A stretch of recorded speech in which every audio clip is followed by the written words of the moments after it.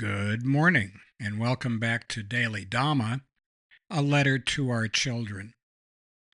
Today is May 12th, and our reading is Aiding and Abetting. He abstains from malicious speech.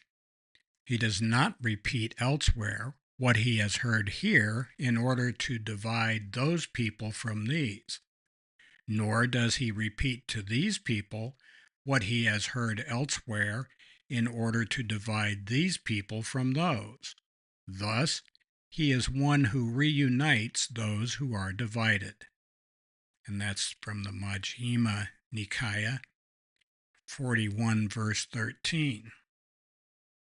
Right speech means abstaining from speech and gossip that divides people against one another. It's a little late for the media to get this input, but it might be in time to help us. Lending our verbal support to voices of division and recrimination, denouncing people we've never met but dislike anyway, stoking the fires of hatred aimed at groups of people who do not look or sound like us. All these actions contribute to an atmosphere of distrust and bad faith. We must avoid aiding and abetting in the destruction of civil society.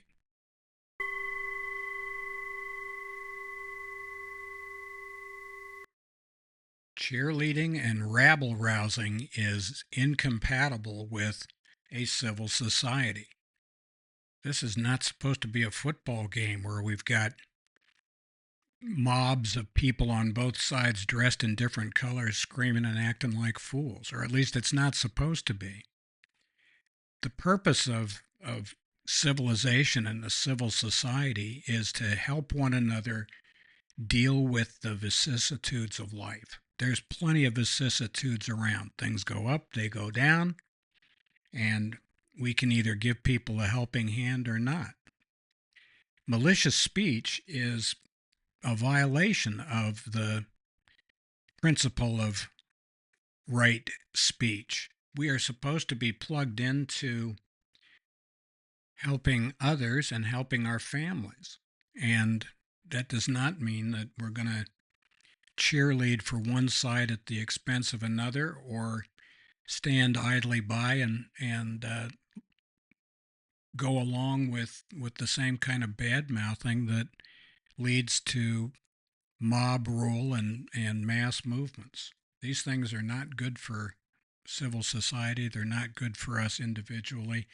And they're not what the Buddha had in mind when he talked about ethical conduct.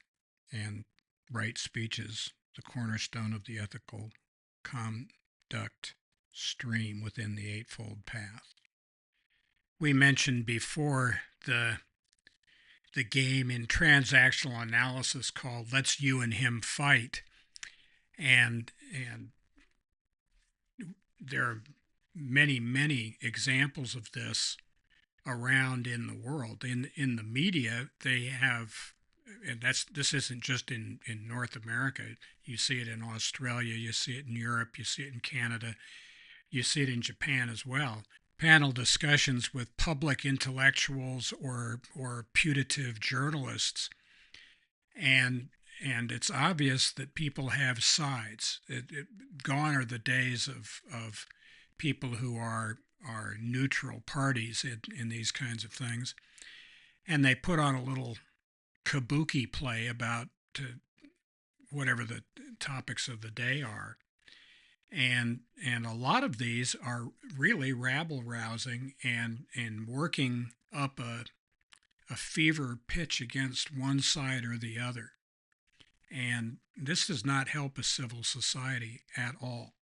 So we'd try not to hang out with those guys if it's at all possible. Once a political argument starts, it's time for me to leave there. So happy trails to you until we meet again.